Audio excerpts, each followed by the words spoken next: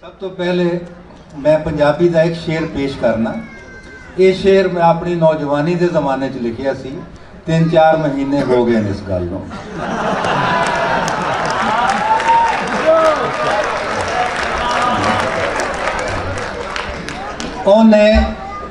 اونے ویکھیا اے بس, اونے ویکھیا اے بس منہوں کیا کچھ نہیں. اونے ویکھیا اے بس منہوں کیا کچھ نہیں, اودا گیا کچھ نہیں, ساڈا رہا اودا گیا. اور ایک اور کتا جڑا واقعی میں نوجوانی کے زمانے کے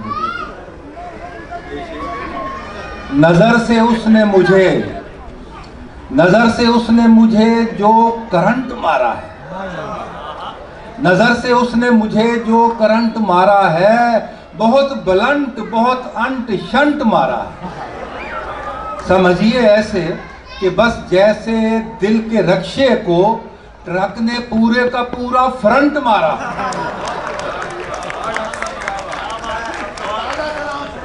بہت شکریہ. میں عرض کرنا جناب والا, تازہ عشق زیادہ لطف دیندہ ہے تے پرانی شراب زیادہ لطف دیندی ہے. اور شعر اچھا وہ ہوتا ہے جڑا پاویں تازہ ہوئے پاویں پرانا ہوئے لطف دے. شعر دی تعریف ہے. ایک قطع پھر میں پیش کرتا ہوں, ایک نیا اور ایک پرانا بھی پیش کرتا ہوں. کہتے ہیں کہ صورتحال جو ہے, کیونکہ صورتحال جب تک نہیں بدلتی تو وہ شعر بھی تازہ ہی رہتا ہے, نیا ہی رہتا ہے. ادھر ناکے پہ ناکا چل رہا ہے, ادھر ناکے پہ ناکا چل رہا ہے, ادھر ڈاکے پہ ڈاکا چل رہا ہے, ادھر منصوبہ بندی کے ہیں چرچے, ادھر کاکے پہ کاکا چل رہا ہے.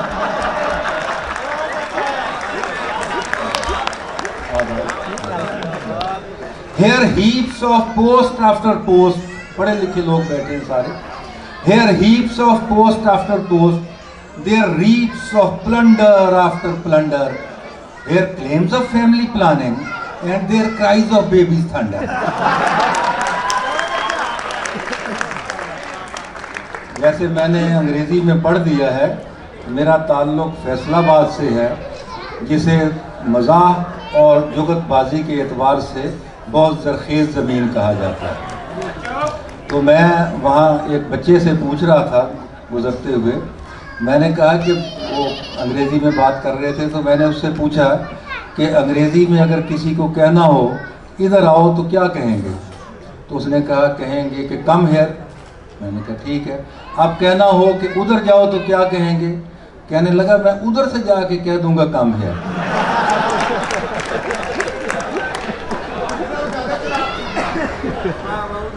تو ہماری انگریزی کا حال تو یہی ہے. اسی طرح میں گزر رہا تھا, بچے ہمارے عہد کے چالاک ہو گئے. 4-5 بچے کھڑے تھے, اپنے فیصل آباد گیا چھٹی پر 1-8 دن کی, تو وہاں انہوں نے مجھے پہچان لیا کہ یہ ٹی وی, تو کہنے لگا انکل آپ ٹی وی پہ آتے ہیں؟ میں نے کہا ہاں. تو مجھے اچھے لگے چھوٹے سے, تو میں نے ایک کو پوچھا, میں نے کہا بیٹے کہاں پیدا ہوئے ہو؟ تو دوسرا کہتا ہے جی یہ وہاں پیدا ہوا ہے جہاں سوال ہی پیدا نہیں ہوتا.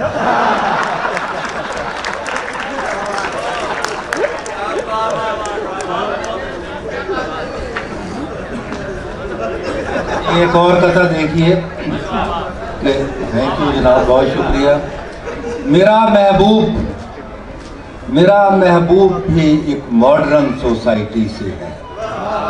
یہ آپ کے لیے آپ نے کہا تھا تازہ, تو یہ تازہ ترین ہے.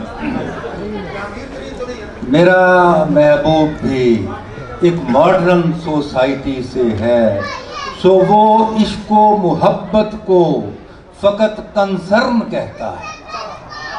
میرا محبوب بھی ایک ماڈرن سوسائٹی سے ہے, سو وہ عشق و محبت کو فقط کنسرن کہتا ہے. اسے وعدہ خلافی پر ندامت تک نہیں ہوتی کہ وعدے سے مکر جانے کو وہ یو ٹرن کہتا ہے.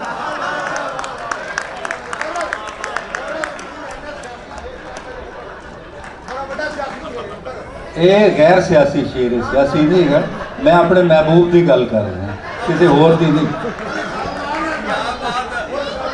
مجھے خوشی ہے کہ آپ لوگ دل کھول کر ہی نہیں منہ کھول کر بھی داد دے رہے ہیں. اور وہ ہم تک پہنچتی ہے تو ہمیں بھی حوصلہ ملتا ہے شعر پڑھنے کا. ورنہ ہم نے اسلام آباد میں ایسے مشاعرے بھی پڑھے ہیں جہاں بیوروکریٹس بیٹھے ہوتے ہیں, مشاعرہ سننے کے لیے آئے ہوتے ہیں, لیکن انہوں نے اپنی آنکھیں وائبریشن پہ لگائی ہوتی ہیں اور ہونٹ سائلنٹ پر,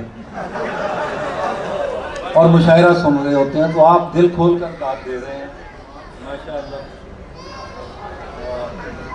میں اکثر کہا کرتا ہوں کہ یہ جو سنجیدہ شاعری ہے یہ محبوبہ کے ارد گرد گھومتی ہے, اور جو مزاحیہ شاعری ہے یہ منقوحہ کے ارد گرد گھومتی ہے.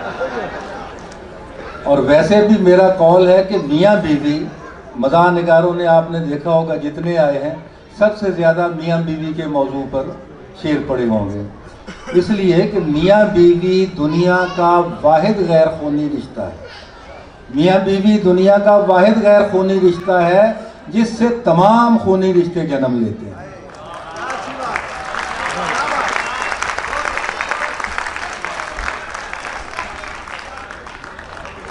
تو یہ ایک اہم موضوع ہے. اب میں پہلے ایک شعر پڑھوں گا, اس کا عنوان ہے شوہرانہ عشق. عشق کی بہت سی قسمیں ہیں, یہ نوجوانوں کا عشق ہے, ایک شوہرانہ عشق ہے جو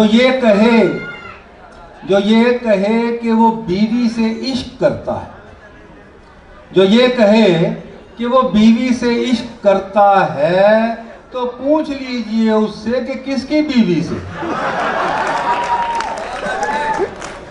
اور ایک اور کہتا, میرا گھر میری جنت,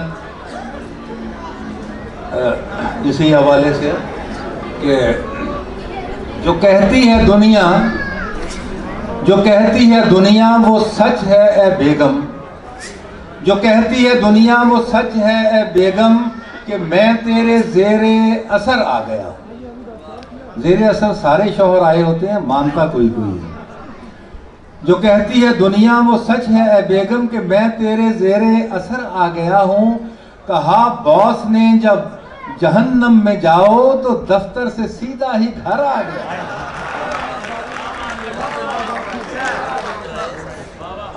اب اپنے گھر سے دوسروں کے گھر کی طرف چلتے ہیں. 3 شعر غالب کی زمین میں.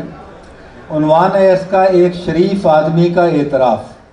ایک شریف آدمی کا اعتراف 3 شعر غالب کی زمین میں. اور شریف آدمی کے بارے میں مشتاق یوسفی صاحب لکھ گئے ہیں کہ موجودہ دور میں شریف آدمی وہ ہوتا ہے جو عورتوں کی محفل میں اپنی نگاہیں نیچی رکھے لیکن نیت بری رکھے.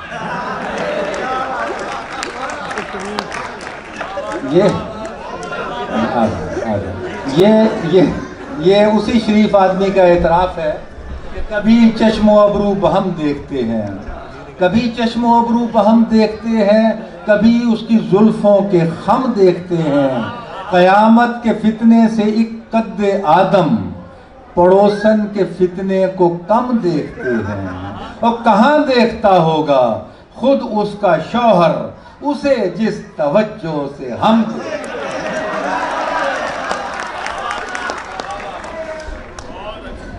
آداب. خواتین و حضرات, آپ جانتے ہیں کہ شاعری کا داد کے ساتھ وہی تعلق ہوتا ہے جو کھیت کا کھاد کے ساتھ ہوتا ہے, جو ایک جاگیردار کا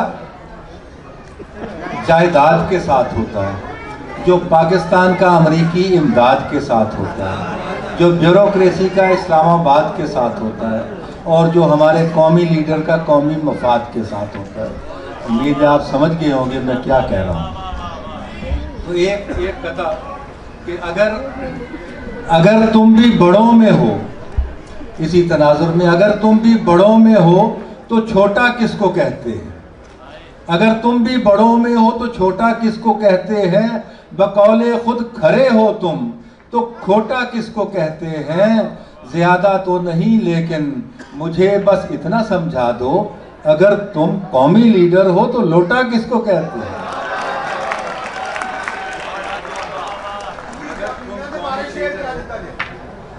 اگر تم قومی لیڈر ہو.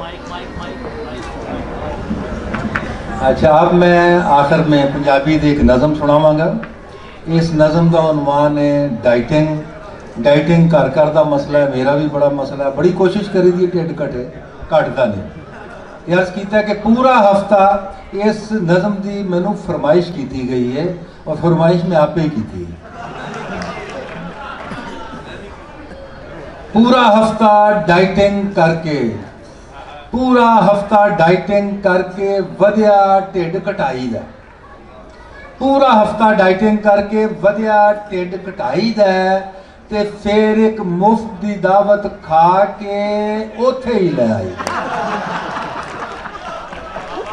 पूरा महीना मेहनत करके वधिया ढिड घटाई दा, फिर एक मुफ्त की दावत खा के उथे ही उठन लग्या ढिड शरीफ नूं किस्तां विच उठाईदा, बैठन लग्या मेज़ दे उत्ते इहनूं वख बिठाईदा, और टुरना होए ते सब तो पहलों इहनूं अगे लाईदा, रुकना होए ते इहदा सारा जोर ब्रेक बनाईदा, ते छोटे छोटे बच्चियां कोलों ढिडल तक अखवाईदा। अल्लाह ताला ने हर बंदे दे नाल एक ढिड लाया। मैं एक बारी सड़क ते एक ढिड जांदा होया वेखिया जिहदे नाल बंदा भी लगा है। छोटे छोटे बच्चियां कोलों ढिडल तक अखवाईदा, छाती दे नाल छाती दी थां ढिड नाल ढिड मलाईदा। ते शेर सुनो, सौना होए ते बैड दे उत्ते पहले ढिड विछाईदा, सौना होए ते बैड दे उत्ते पहले ढिड विछाईदा, ओए नहा के ढिड निचोड़ीदा ते धुप्पे सुकने पाईदा। ते 15 मरले दे इस घेर नूं वेख के जद घबराईदा, उसे वेले कार च बैठ के पैदल सैर नूं जाईदा।